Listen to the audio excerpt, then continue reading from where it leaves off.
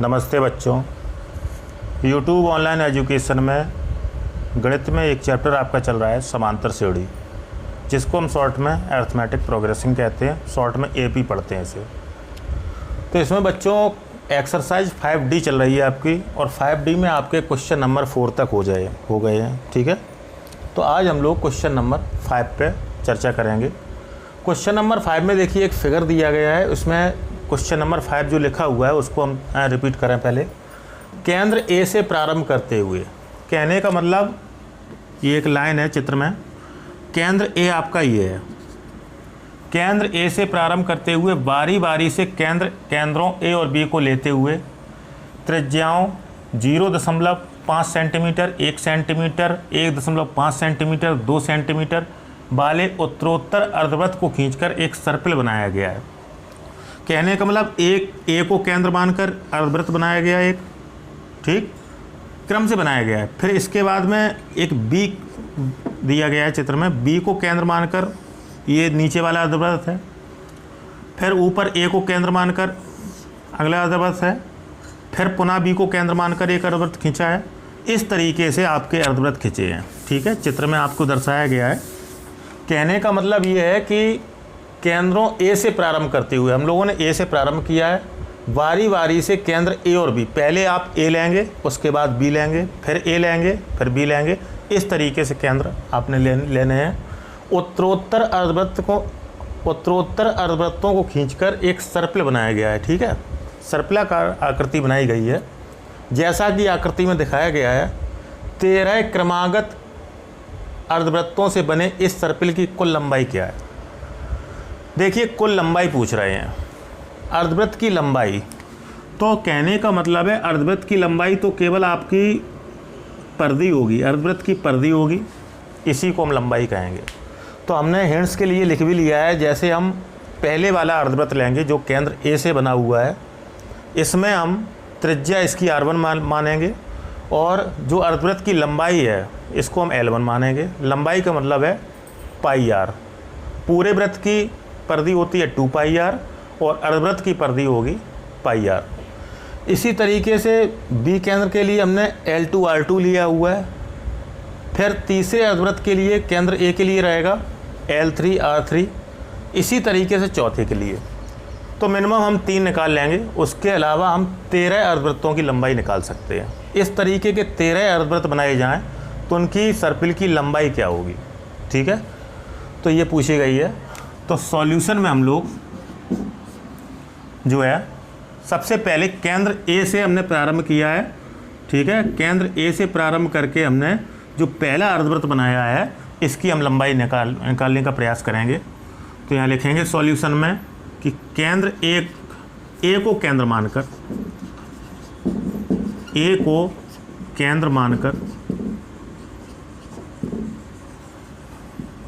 त्रिज्या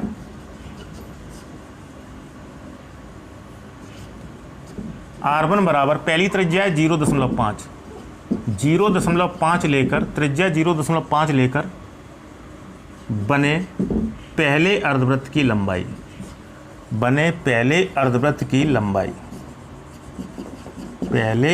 की लंबाई, इसको आप L1 कहेंगे जैसा कि चित्र में दिखाया गया है।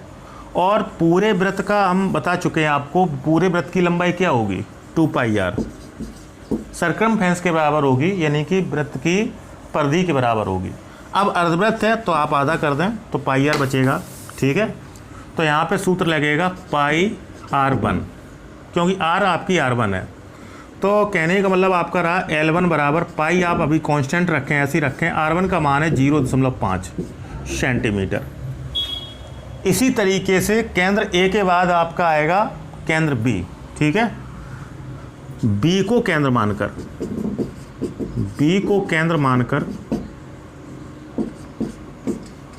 त्रिज्या r2 बराबर, अब आपकी त्रिज्या है 1.0 सेंटीमीटर लेकर बने दूसरे अर्धवृत्त की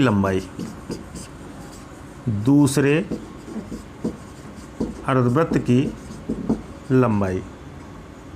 इसको आप L2 कहेंगे। इसका फॉर्मूला रहेगा पाई R2। फॉर्मूला पाई R होता है लेकिन त्रिज्या R2 है, तो L2 बराबर आपका रहेगा पाई R2 का मान है 1 सेंटीमीटर। इसी तरीके से एक और निकाल लें आप। पुनः A को केंद्र माना था, फिर B को केंद्र माना, फिर पुनः A को मानेंगे केंद्र। ठीक है, पुनः A को केंद्र मानकर त्रिज्या R3 बराबर, अब त्रिज्या आगे ले आएंगे 1.5 सेंटीमीटर, 1.5 सेंटीमीटर लेकर बने तीसरे अर्धवृत्त की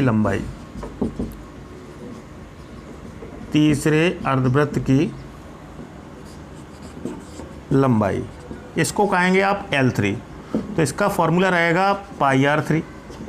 तो कहने का मतलब है L3 बराबर रहेगा पाई R3 का मान है 1.5 सेंटीमीटर।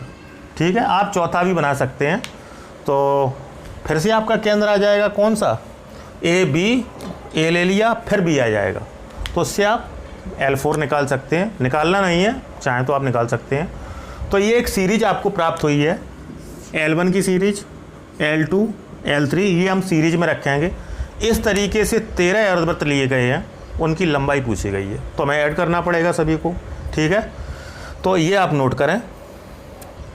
इस प्रकार बच्चों हमें जो है सीरीज प्राप्त हम कर ली है हम लोगों ने। ठीक है, तो यहाँ लिखेंगे पुनः इस प्रकार प्राप्त AP। जो हमें समांतर श्रेणी प्राप्त हुई है वो लिखने के लिए हम लोग क्या करेंगे, L1, L2, L3, ये इस तरीके से आपको लिखना पड़ेगा। ठीक है, तो L1 का मान आपका कितना आया था 0.5 पाई, कॉमा L2 का मान आपका था 1 पाई, L3 का मान था 1.5 पाई, कॉमा डॉट डॉट डॉट। ये हमारे L1, L2, L3 के मान आए थे। चाहो तो आप L4 भी निकाल सकते हैं, लेकिन 3 पर्याप्त मान है आपके। ठीक है, तो ये सीरीज मिल गई। अब आपसे कह रहे हैं कि इस तरीके के 13 क्रमागत अर्धवृत्तों से बने इस सर्पिल की लंबाई ज्ञात करनी है। तो यहाँ लिखेंगे तब n बराबर 13 क्रमागत अर्धवृत्तों से बने सर्पिल की कुल लंबाई,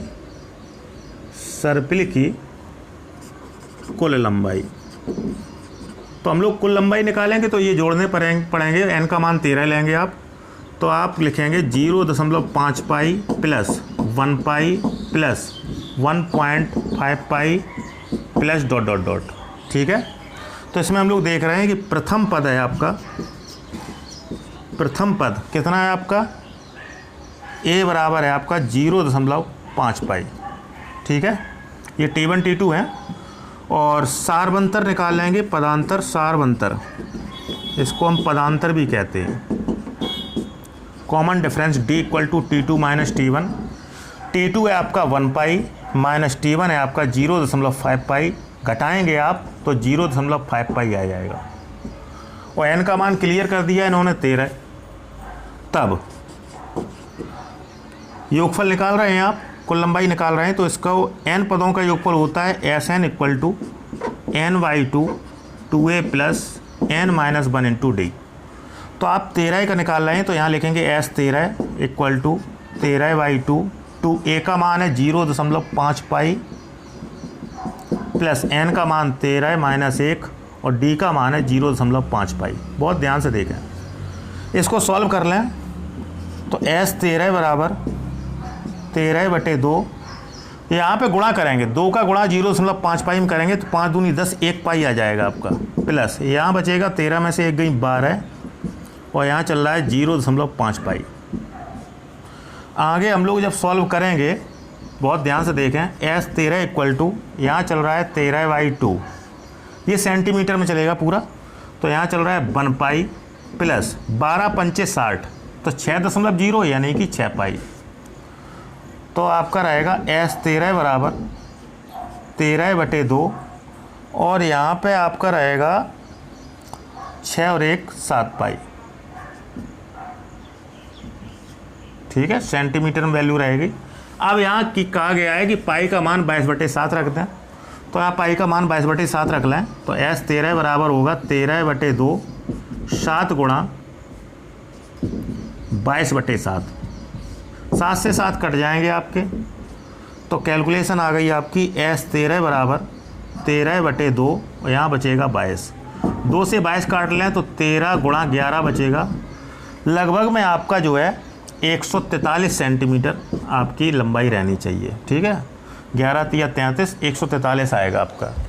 तो कहने का मतलब इस तरीके के पहला अर्धवृत्त, दूसरा अर्धवृत्त, तीसरा अर्धवृत्त, चौथा अर्धवृत्त, 5वां, 6वां, 7वां, 13वां तक उन सभी की लंबाई आपकी 143 सेंटीमीटर होनी चाहिए। ठीक है, इसे आप नोट करें। नेक्स्ट क्वेश्चन है आपका बच्चों क्वेश्चन नंबर 6। देखिए इसमें 2 पार्ट हैं और दोनों ही पार्ट आपके एक जैसे हैं। ठीक है, ए पार्ट है आपका श्रेणी -8, -6, -4 डॉट डॉट डॉट के कितने पदों का योग 52 होगा। इसी तरीके से आपका बी पार्ट है आपका श्रेणी 35, 31, 27 डॉट डॉट डॉट के कितने पदों का योग 170 होगा। दोनों की थ्योरी सेम है, तो इसमें आपको हम एक पार्ट बता रहे हैं। जैसे माना कि हम ए पार्ट बता दे रहे हैं आपको, सपोज दैट, तो बी पार्ट आप होमवर्क में पूर्ण रूप से करने का प्रयास करेंगे। ठीक है, तो सॉल्यूशन में हम ए पार्ट आपका सॉल्व कर रहे हैं।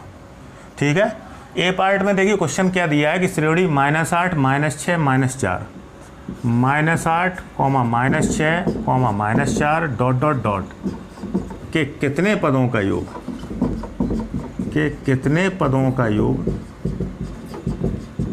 52 होगा, ये क्वेश्चन कह रहे हैं। ठीक है, ये एक श्रेणी दी थी, तो इसमें पता नहीं है आपको कि कितने पदों का योग 52 होगा, यानी n का मान छिपा हुआ है, पदों की संख्या। तो यहाँ पे देखिए सॉल्व कर रहे हैं, तो यहाँ पे मान के चलेंगे कि माना कि n पदों का योग, माना कि n पदों का योगफल, माना कि n पदों का योगफल, इसे हम डिनोट करते हैं Sn से। Sn बराबर 52 होगा। जब तक आपको क्लियर नहीं है तब तक आप मान के चल रहे हैं कि n पदों का योगफल 52 होगा। जब क्लियर हो जाएगा n का मान तो आप पता लगा लेंगे। सपोज दैट n का मान 10 आया तो आप कह सकते हैं कि 10 पदों का योगफल 52 होगा। ठीक है, तो यहाँ पे देखिए n पदों का योगफल Sn 52 होगा। Sn का फॉर्मूला आप जानते हैं कि n/2 2a plus n-1 into D equal to 52। ठीक है, तो यहाँ a और d के मान तो आपको यहाँ दिए गए हैं, तो यहाँ से निकाल लीजिए आप कि प्रथम पद a इक्वल टू है -8। ठीक है, इसी तरीके से सार्वंतर भी निकाल लीजिए आप। सार्वंतर, इसी को हम पदांतर भी कहते हैं। Common difference d equal to formula होता है T2 - T1। तो T1 है -8, T2 है -6, T3 है आपका -4। तो T2 - T1 कहने का मतलब T2 है -6 माइनस T1 है आपका -8, तो आपका -6 + 8 माइनस माइनस प्लस आपका 2 आ जाएगा। ठीक है, इसमें रखेंगे आप और किसका मान ज्ञात करेंगे, n का। आइए देखें, तो n/2। ठीक है, 2a का मान देखिए कितना है -8 प्लस n-1 d का मान आया है 2 बराबर 52। इसे और सॉल्व करेंगे तो n/2 माइनस के 8 दूनी 16 प्लस n-1 इंटू 2 बराबर 52। तो आपका चलेगा n/2 माइनस के 16 प्लस गुणा करें तो 2n-2 बराबर 52। और थोड़ा इन्हें सॉल्व कर लेंगे आप, तो आपका रहेगा n/2। ठीक है, यहाँ चल रहा है 2n माइनस 16, 2 हो जाएंगे 18 बराबर 52। 2 कॉमन ले लें तो n/2 2 कॉमन ले लिया तो n माइनस 2 ने 18 9 बराबर 52।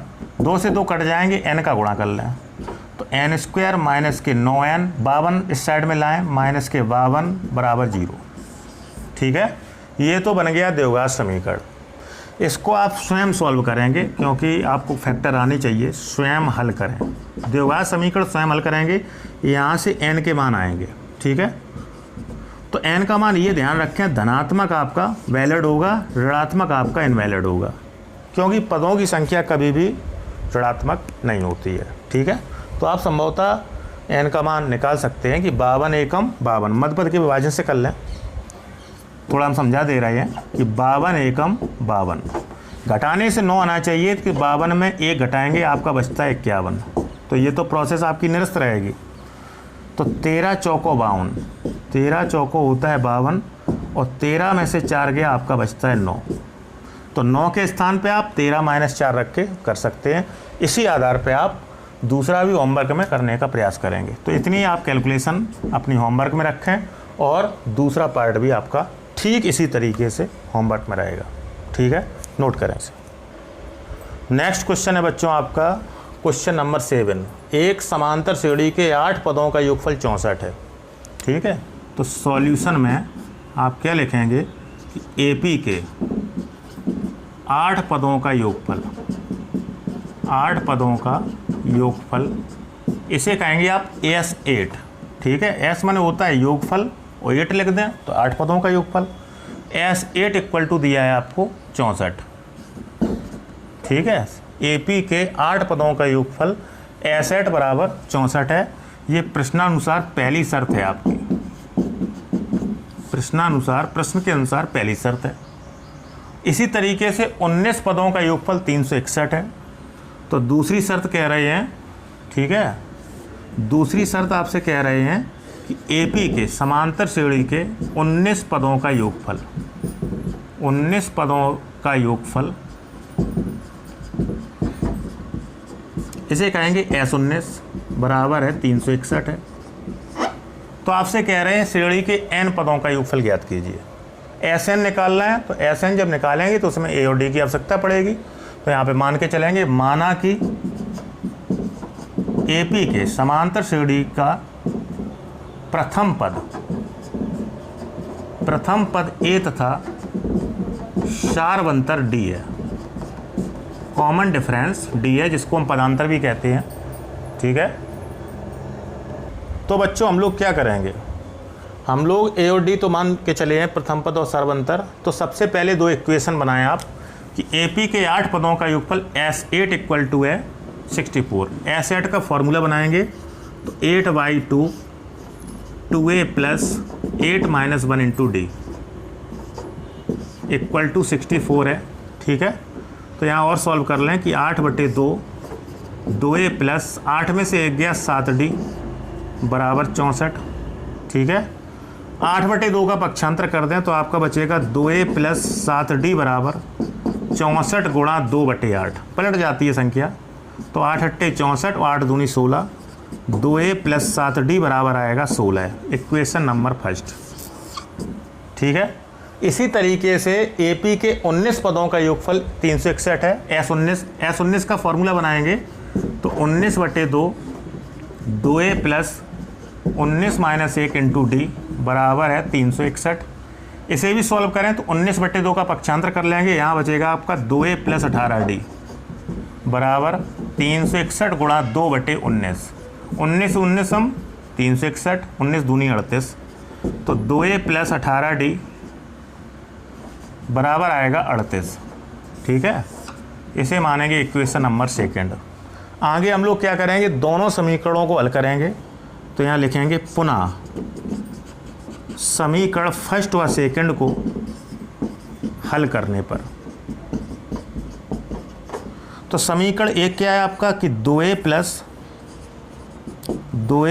7D बराबर 16, समीकरण 1 है।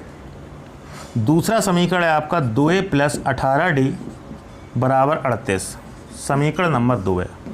इन दोनों को हम विलोपन विधि से हल करेंगे हम लोग। ठीक है, 2 चरों के समीकरण पढ़े हैं आपने, तो उस चैप्टर में विलोपन विधि, प्रतिस्थापन विधि, कई विधियों से हल करते हैं। तो विलोपन विधि से हल करेंगे, यहाँ से A और D के मान निकालेंगे आप। प्रथम पद A का मान निकालेंगे आप और सारवंतर D का मान निकालेंगे।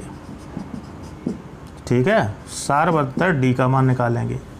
अब हम लोग क्या पूछा गया हमसे कि n पदों का योगफल ज्ञात कीजिए। यहाँ लिखेंगे तब AP के श्रेणी के n पदों का योगफल, n पदों का योगफल ये हमें ज्ञात करना है। Sn इसको कहेंगे हम, तो सूत्र लगेगा n/2 2A plus n - 1 into D। यहाँ पे आप A और D की वैल्यू पुट कर देंगे। ठीक है, A/D के मान रखने पर। जैसे ही आप मान रखेंगे आपका SN प्राप्त हो जाएगा। कहने का मतलब SN, n पदों का योगफल, तो n का मान n ही रहना है आपका, ठीक है। A और D आप यहाँ से प्राप्त करेंगे। जब इक्वेशन सॉल्व करेंगे तो आपके A और D आएंगे। A और D आप जब यहाँ रखेंगे तो आपका जो है निसंदेह SN का मान आ जाएगा। तो ये भी आप कैलकुलेशन, छोटी सी कैलकुलेशन है, इसको आप स्वयं करें तो ज़्यादा बेस्ट है।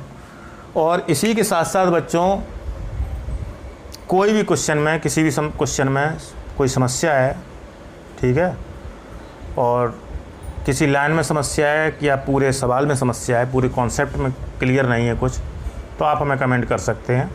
आपकी जो है समय से सहायता की जाएगी, ठीक है। इस वीडियो का पिछला पार्ट यदि आप नहीं देख पाए हैं, वंचित रह गए हैं, तो इसी वीडियो के डिस्क्रिप्शन में लिंक हम डाल देते हैं पिछले वीडियो की। प्रत्येक वीडियो का पिछला भाग डिस्क्रिप्शन में लिंक पड़ी रहती है, वहाँ से आप ओपन करके देख सकते हैं। वीडियो पूरा देखा करें, जिससे लास्ट तक आपको जो भी जानकारी दी जाती है, ठीक है, वो आपको मिल सके। साथ साथ बच्चों, यदि चैनल सब्सक्राइब नहीं किया है आपने तो चैनल सब्सक्राइब करें यूट्यूब, ठीक है, जिससे हमारे प्रतिदिन की वीडियो आप तक पर्सनली तौर पर भी पहुंच सकें, ठीक है, और आप जो है वीडियो का लाभ उठा सकें, जो है पढ़ सकें और आगे बढ़ सकें। वीडियो जब देखा करें तो आप लाइक किया करें, जिससे हमें जानकारी मिलती रहेगी कि कितने बच्चे वीडियो देख रहे हैं। वीडियो को शेयर भी कर सकते हैं अपने साथियों मित्रों में भी, ठीक है। 10th के जो भी आपके मित्र हैं, साथी हैं, वहाँ पे भी आप जो है वीडियो भेज सकते हैं, सेंड कर सकते हैं, शेयर कर सकते हैं, तो आपके साथी या मित्र भी वीडियो चैनल का, इस चैनल का, यूट्यूब चैनल का, जिसका नाम है मैथमेटिक्स क्लासेस बाय दीपक दुबे, इसका लाभ उठा सकें, ठीक है। तो आप भी लाभ उठाइए और साथ साथ अपने साथियों को भी लाभ दीजिए, जिससे जो है आगे बढ़ सकें आपके साथी मित्र, आप भी आगे बढ़ें और अच्छे से अच्छे नंबर आप प्राप्त करें। हमारी शुभकामनाएं आप सभी बच्चों के साथ में हैं और संभवतः जो है आप अच्छे अंक प्राप्त करेंगे, ठीक है बच्चों। आज के लिए बच्चों हम इतना ही रखेंगे, ठीक है। इसके आगे का हम नेक्स्ट वीडियो में आपको पढ़ाएंगे। आज के लिए बच्चों शैक्षिक कार्य इतना ही रखेंगे। नमस्ते।